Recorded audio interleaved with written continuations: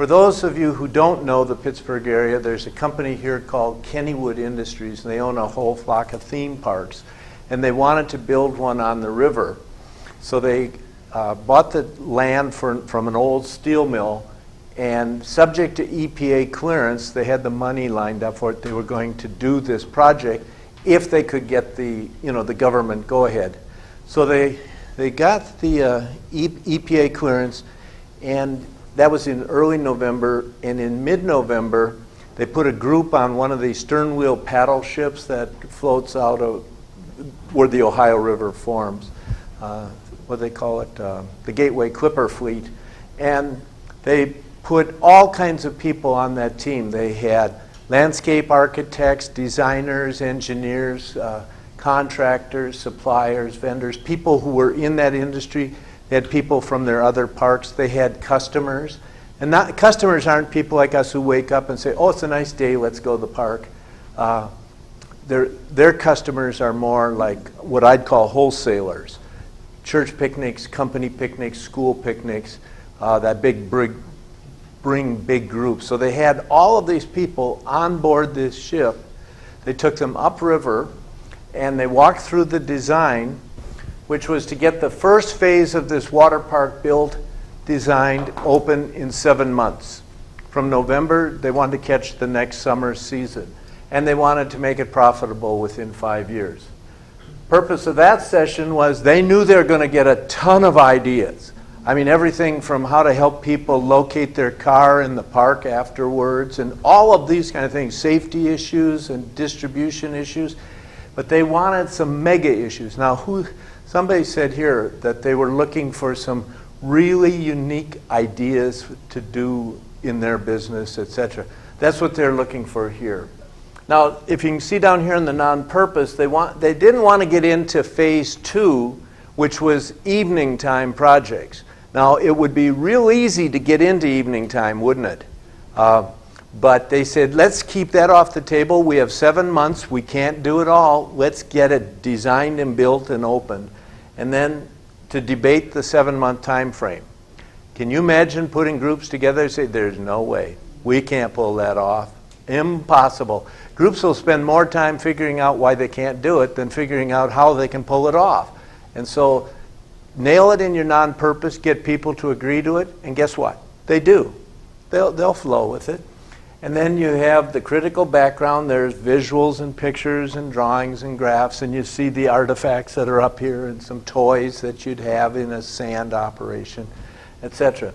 So then they had all of these green cards, and they had over 60 of the green ones, headers, that were designed in such a way to pull the creativity out of the group, to help them identify and come up with parts and pieces and segments. And Jason, you're into grant development and funding and that. There'd be parts of the RFP that would be the headers, plus all kinds of other things, like what's our unique angle in this grant and things like that. We did a session just last week for grant developers on this process from colleges and universities and some high schools. So what they would do here is say, the two of you be a team, take some cards, take some markers, and take 2 or 3 of these headers, and you two be a team and a team and a team and a team and a team, and you take these headers. And when they got upriver and they answered everybody's questions, they had an idea what the subject was, dropped the gangplank, people went off, they got off on the land, slopped around, came up, well, we could do this, build a hot tub that 500 people could be in at one time, put it on a card, put it up, and they came back, put it up on the storyboards. They filled up over 50 storyboards that afternoon, and they opened 2 weeks late. The site flooded something like 3 times that spring, and it'll flood 6 times in the millennium. Hear that, from raw land to being open, staff, design, built, etc. What's that say to you? So can you see? Now, if you notice these cards, we don't call it brainstorming, or somebody said one time it's like brainstorming on steroids. I like to call it power. I don't even like the word brainstorming because it's done so poorly so much of the time. people say, well, here's the guidelines for brainstorming. Then as soon as somebody suggests an idea, like a hot tub for 500 people, well, there's no way we could do that. That's a dumb idea, and you're kind of a bozo for suggesting it. Or, you know, that kind of stuff. Doesn't that go on in groups that you're in? I mean, it may not be that oblique, but it's subtly in a lot of groups. So you can see these are fully formed thoughts and ideas that can be prototyped, they can be tested, you can go with them and evaluate. They're not just vague, wishy-washy kind of things. That's a skill called churning, and that'll be one of the cornerstones we'll work with while you're here.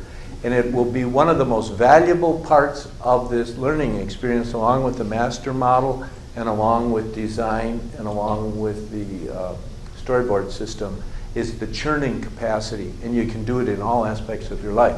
So once they got back on the boat, then they put all the ideas up, they visualized everything. They had a system for narrowing it down. So the exploration phase, then to narrow it down into the critical few. You can come up with a lot more things than you can ever do. And if anything organizations do is they commit to too much and do too many things poorly versus a few things well. And most of the things that all of you get into are predicaments. They're not easy, straightforward kinds of things. They all have threads to them. Then what's next? Action planning. And that's what, over my shoulder, they had many more boards than this. We can't travel with all 50 of them, but to show you what they did, and then the communications plan. And you're going to see a much more involved communications plan in a minute. And then they evaluated and said, if we're ever going to do this again, what did we learn? How would we improve the next one?